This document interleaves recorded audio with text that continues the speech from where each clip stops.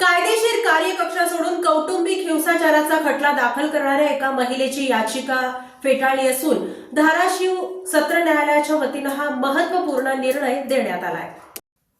पतीसह सासरच्या सर्वांना गुंतवून त्यांच्यावर कौटुंबिक हिंसाचाराच्या खटल्याद्वारे दरमहा 30,000ची पोटगी आणि 20 लाखांची नुकसान भरपाई मागणाऱ्या महिलेचा खटला धाराशिवचे न्यायदंडाधिकारी तसेच सत्र न्यायालयाने रद्द केला।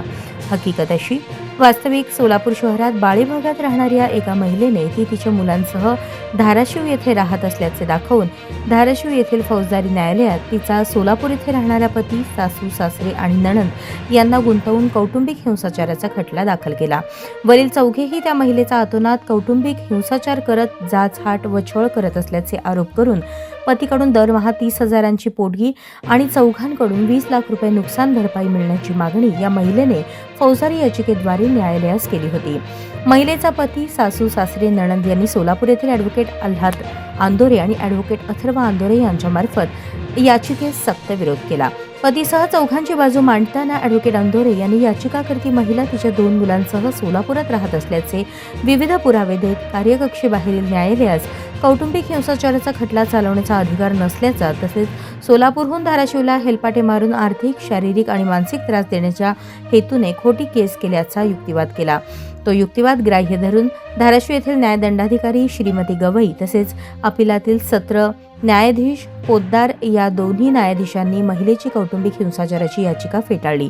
यात याचिकाकर्त्या महिलेतर्फे ॲडव्होकेट DN सोनावणे धाराशिव यांनी काम पाहिले तर महिलेच्या पती, सासू सासरे, नणंदतर्फे ॲडव्होकेट आल्हाद आंदोरे, ॲडव्होकेट अथर्व आंदोरे सोलापूर यांनी काम पाहिले।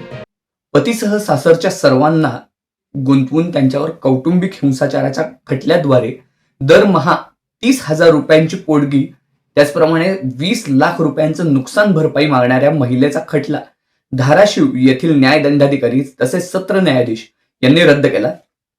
सदर खटल्यात महिलेच्या पती, सासू सासरे आणि नणंद यांच्यातर्फे मी स्वतः ॲडव्होकेट आल्हाद अरविंद आंदोरे तसंच अथर्व अरविंद आंदोरे यांनी काम पाहिलं।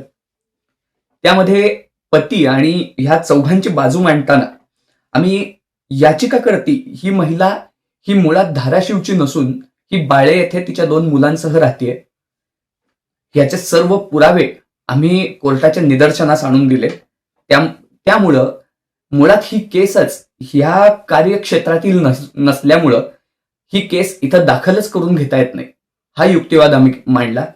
त्याचप्रमाणे पती, सासू सासरे आणि नणंद यांना नुसतं सोलापूरवरून हेलपाटे मारावे त्यांनी आणि त्यांचा आर्थिक, मानसिक आणि शारीरिक नुकसान व्हावं म्हणून ही खोटी केस केली आहे असा युक्तिवाद आम्ही न्यायालयासमोर मांडला आणि तो युक्तिवाद ग्राह्य धरून धाराशिव येथील न्यायदंडाधिकारी श्रीमती गवई तसेच अपीलमध्ये सत्र न्यायाधीश श्री पोतदार या दोन्ही न्यायाधीशांनी महिलेच्या कौटुंबिक हिंसाचाराची याचिका ही फेटाळली।